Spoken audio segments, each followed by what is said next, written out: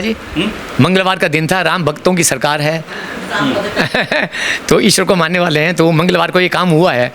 तो जिस तरह से लंका फतेह करी हनुमान जी ने, उस तरह से हमारी काम जो 26 साल में नहीं हुआ वो 26 घंटे में हो गया। उत्तर प्रदेश के मुख्यमंत्री योगी आदित्यनाथ के निर्देशानुसार यूपी के गाजियाबाद के डीएम लगातार भूमाफियाओं पर एक्शन मोड में नजर आ रहे हैं। और मेरे साथ एक परिवार है जिस परिवार की एक दुकान थी जो इनकी जिंदगी का एक सहारा था, और उस सहारे पर एक व्यक्ति थे जिन्होंने 28 साल पहले कब्जा कर लिया था। लेकिन अब जब इनकी दुकान पर खुद डीएम महोदय पहुंचे और उस व्यक्ति को उससे बाहर करके इनको कब्जा दिलाया, तो सीधा बातचीत करते हैं कि आखिरकार 28 साल से जिस संघर्ष को ये लड़ रहे थे और एक ऐसे डीएम गाजियाबाद में पहुंचे जिन्होंने भूमाफियाओं का जीना हराम कर दिया है। बाबूजी क्या नाम है आपका? प्रमोद बत्रा। प्रमोद साहब, क्या हुआ था आपके साथ? 92-93 में दुकान नगर निगम से अलॉट हुई थी पत्नी के नाम। अच्छा। उसके बाद में वहाँ जूस की दुकान खोली थी आपने? जी। उसके बाद में वहाँ पर हेल्पर के तौर पर इमामुद्दीन छोटे मोटे काम कर दिया करता था। तो 4-5 साल ऐसे चलता रहा। उसके बाद में इनका स्वास्थ्य ठीक नहीं रहा, तो उन्होंने कहा कि मैडम आप घर बैठो, मैं आपको जो भी यहाँ का दुकान का सामान वगैरह होगा, कैश वगैरह होगा, मैं आपको दे दिया करूँगा, दुकान को मैं संभाल लूँगा, आप चिंता ना करें।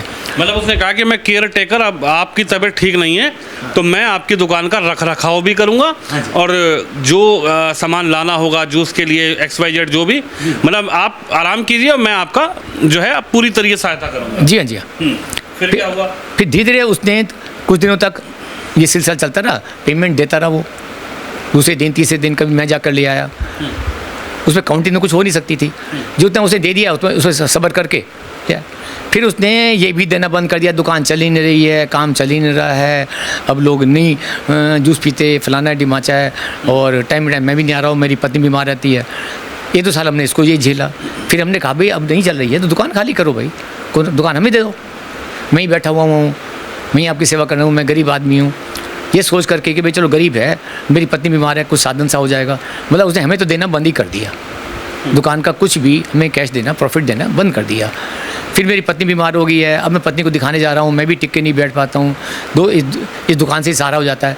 उसने 10 बहाने बना करके, अब मैं ईद पे आपको दुकान खाली कर दूँगा, बकरा ईद पे दुकान खाली कर दूँगा, अब मेरा साला बीमार है, अब मैं लड़की की शादी कर दूं।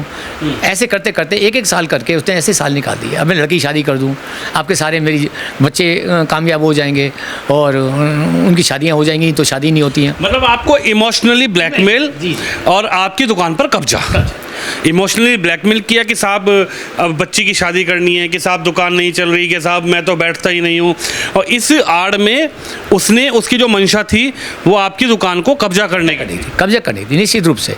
वो तब पता लगा नहीं, हमें तब लग रहा था ऐसा हो सकता है, पर ऐसा संदेह नहीं था इतना कि चलो गरीब आदमी है, इसका कुछ भला हो जाएगा।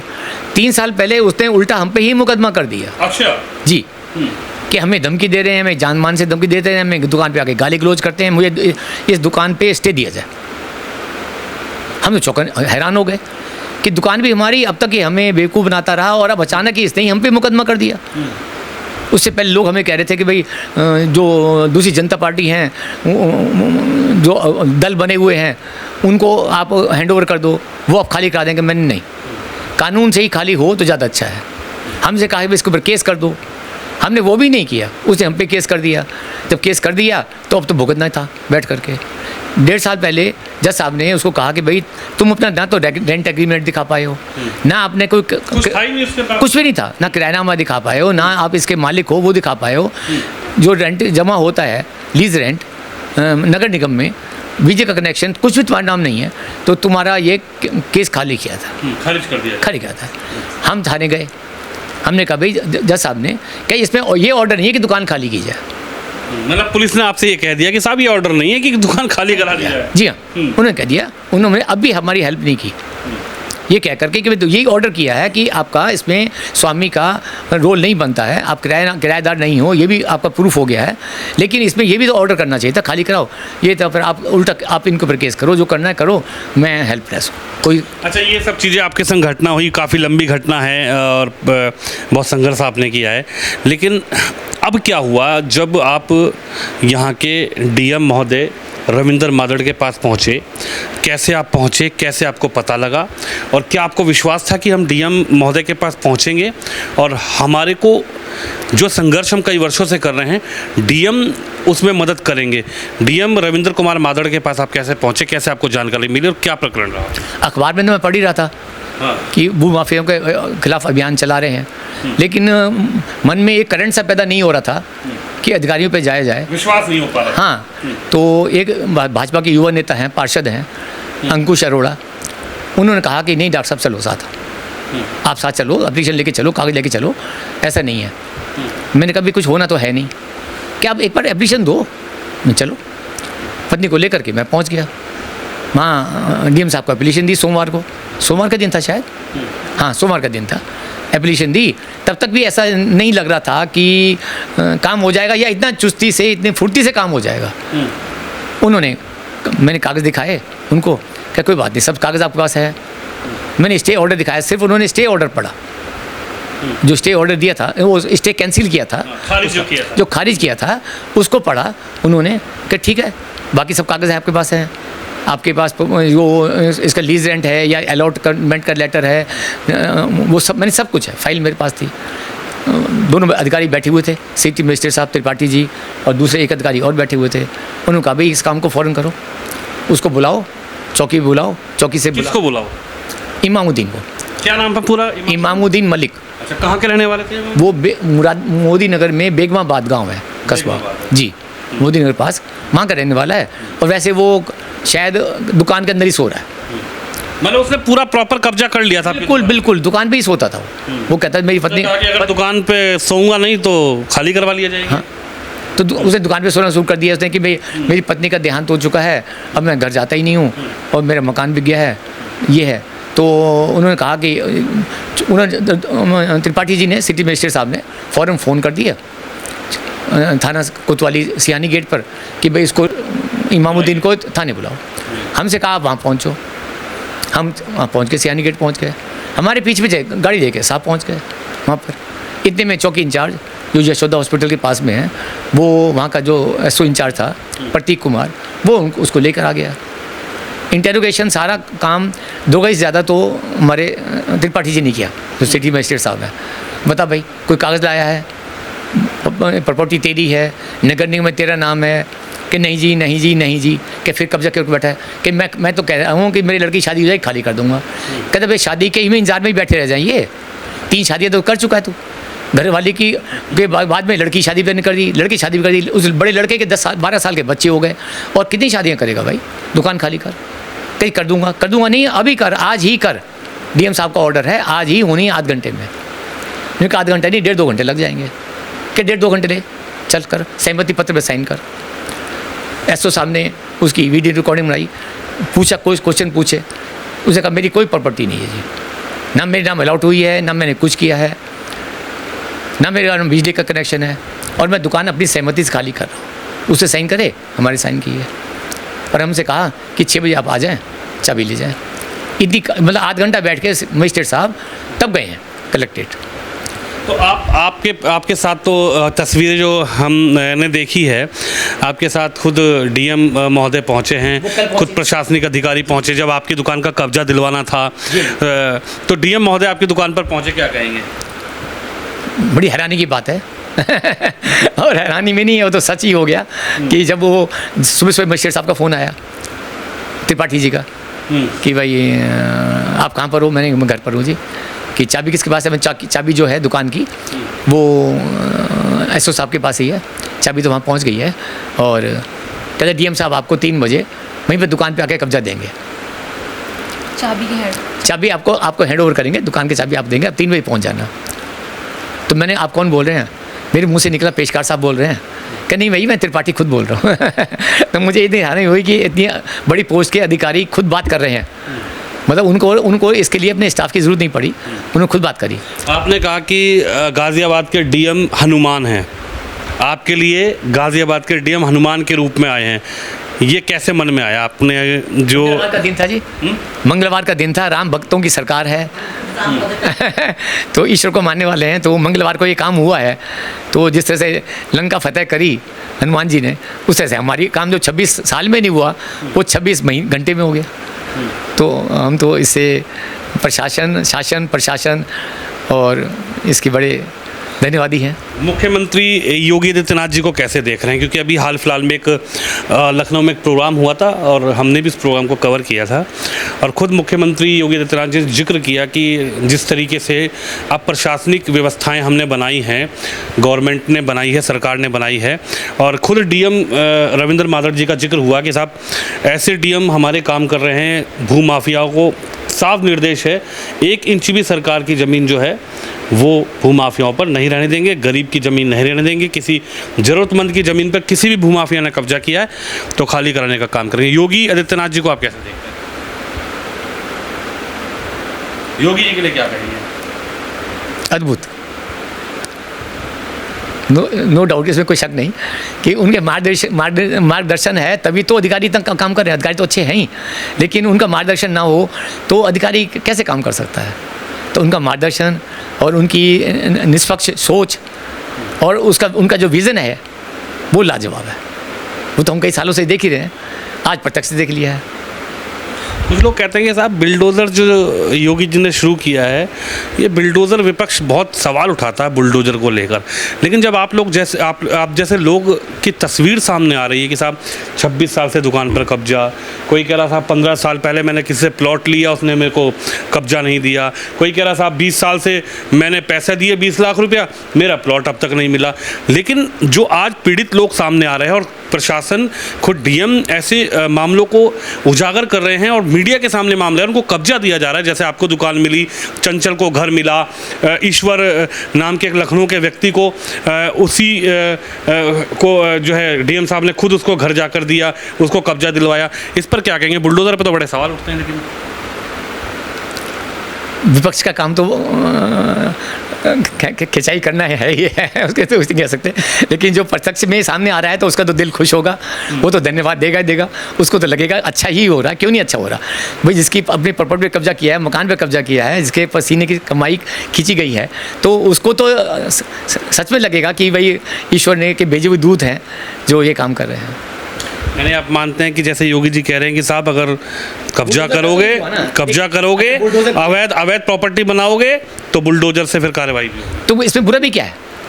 अगर किसी ने कब्जा किया है तो उसको उससे अगर वापस छीन करके सही व्यक्ति को मिल रहा है तो इसमें बुरा भी कुछ नहीं है। क्या बुराई है? कोई बुराई नहीं है। खुश हैं आज आप? बिल्कुल, नो डाउट। उम्मीद थी कभी कोई ऐसा डीएम आएंगे? नहीं, कोई उम्मीद नहीं थी। प्रशासनिक व्यवस्थाएं जो बदल रही है, जो नई युवा उम्र के आईएएस आईपीएस अधिकारी बन रहे हैं, इनकी विचारधारा को आप कैसे देख रहे हैं? इनकी सोच को आप कैसे देख रहे हैं?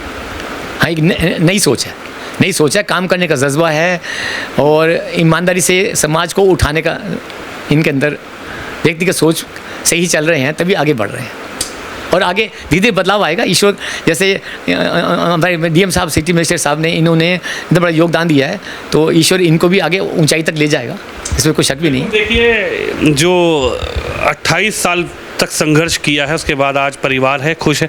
आपका क्या नाम है माता जी? सुमन बत्रा। सुमन बत्रा जी। क्या कहेंगे, कैसे जब डीएम साहब ने आपको चाबी सौंपी और खुद वहाँ पर जो है पूजा अर्चना करवाई, क्या था मन में उस वक्त? बहुत अच्छा लगा हमें, डीएम साहब खुद आए हमारे यहाँ पे। डॉक्टर साहब तो कुछ बता ही दिया आपको सब कुछ।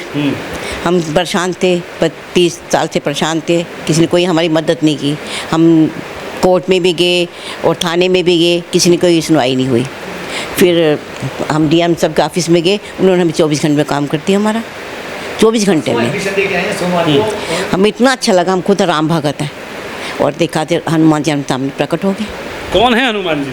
हमारे डीएम साहब, गाजियाबाद के डीएम। हाँ जी बिल्कुल। और एडीएम साहब भी, डीएम साहब भी हमारे यहाँ पे आए, वहाँ पे हमें बहुत अच्छा लगा। हमें यकीन नहीं था कि दोनों बहुत अच्छा काम किया, 24 घंटे में काम खुद चल के आए वो वहाँ पे थाने में ना, एडीएम से 2 बार आए वहाँ पे। उन्होंने उनको बुलाया, उसको जो हमारा प्रतिवादी था वो कौन, क्या नाम तो, इमामुद्दीन, उनको बुलाया। हाँ, तो पहले तो हम वो कहते रहा ठीक है खाली कर दूंगा, दुकान खाली कर दूंगा, लेकिन उसने दुकान खाली नहीं करी। वो कहता कि ठीक है हम 4 साल बाद कर देंगे, 1 साल बाद कर दूंगा, अभी मेरा बेटा बीमार है, बेटी शादी होने दो, लटकाता रहा हमें।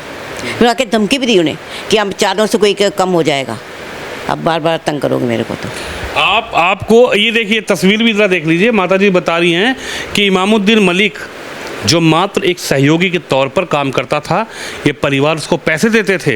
इमामुद्दीन मलिक को दुकान पर रखा गया था, उसकी हालात को देखकर, उसके परिवार को देखकर, उसकी जो है गरीबी को देखकर, लेकिन वो क्या कर रहा था, धमकी दे रहा था। ये कह रहा था कि ज़्यादा परेशान करोगे तो एक कम हो जाएगा। जब आपको उसने धमकी दी तो आपके अंदर डर पैदा हुआ होगा? नहीं, ऐसे कोई डर पैदा नहीं हुआ, थोड़ा घबराहट तो होती है, लेकिन उसे क्या धमकी से क्या होगा, धमकी बहुत देते हैं ऐसे तो। लेकिन हमें ऐसा उसने कहा, उसने फिर हमने बताया डॉक्टर साहब को, उसके बाद उन्हें फिर केस उल्टा हमारे पे कर दिया। जैसे दुकान आपका कब्जा हुआ तो एकदम मन तो टूट गया होगा कि साहब अब क्या हो, टूटता ही है। अब आप खुश हैं? हाँ बिल्कुल खुश हैं जी। बेटी दामाद को भी बता दिया? हाँ बता दिया, उनको पता चल गया, खुद ही पता चल गया। आपने बताया मीडिया के माध्यम से? मीडिया के माध्यम से पता चला, मीडिया ने बताया, मीडिया के माध्यम से। अच्छा, मीडिया के माध्यम से पता लग गया। चलिए, प्रशासन का, लखनऊ का प्रशासन का। अच्छा, ये आपकी बेटियां हैं? हाँ जी, हाँ जी। अच्छा, आपका क्या नाम है? कीर्ति बत्रा। अच्छा, क्या कहेंगे, जैसे ये डॉक्टर है गवर्नमेंट जॉब में। अच्छा, कई वर्षों से मैम इस तरीके की तस्वीर सामने आ रही थी, पिताजी संघर्ष कर रहे थे और माँ भी परेशान थी, और आप लोग सोचते थे कि साहब कभी मिलेगा, कब्जा नहीं मिलेगा, और एक ऐसे व्यक्ति ने कब्जा किया जिस पर भरोसा आप लोगों ने किया, आपके फादर ने किया, माँ ने किया, और उसी ने उस भरोसे को तोड़ दिया, आपकी दुकान पर कब्जा कर लिया। लेकिन डीएम महोदय को आप कैसे देख रहे हैं? आप भी एक तरीके से सिविल सर्विस में ही हैं। मैं डीएम साहब को बहुत बहुत थैंक यू कहना चाहूँगी कि उन्होंने मेरे पेरेंट्स के लिए इतनी ऐसी चीज़ की है जो हम 25 साल में नहीं कमा पाए या ले पाए वापस। मैंने अपने पेरेंट्स को हमेशा परेशान होते हुए और दुखी होते ही देखा कि इतने सालों से जा के उसके पास उसकी मतलब मेरे पेरेंट्स की शराफत रही कि उसकी बातों में आते रहे, बिल्कुल इमामुद्दीन की बातों में आते रहे, वो हमें बहलाजा फुसलाता रहा, और लोग इतने शरीफ थे कि कभी उसकी बातों को मतलब मानते गए, जो कहता रहा, कभी उससे कुछ पूछा नहीं, कहा नहीं।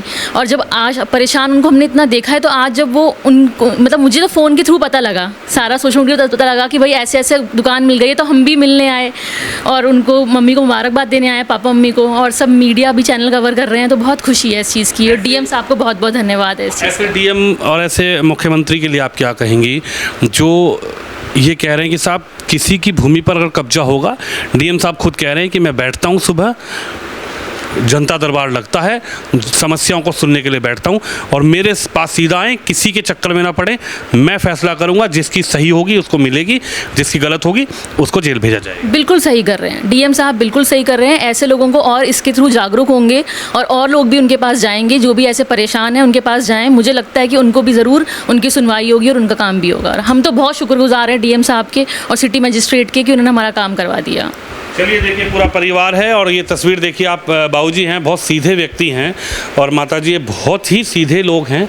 इन्होंने भरोसा किया था इमामुद्दीन मलिक पर, इन्हीं की दुकान पर वो इमामुद्दीन मलिक जो काम करता था, लेकिन माताजी की तबीयत ख़राब हुई, और फिर उस भरोसे को कैसे इमामुद्दीन ने तोड़ा, दुकान पर कब्जा किया, इन्हीं को धमकाने लगा, इन पर केस कर दिया।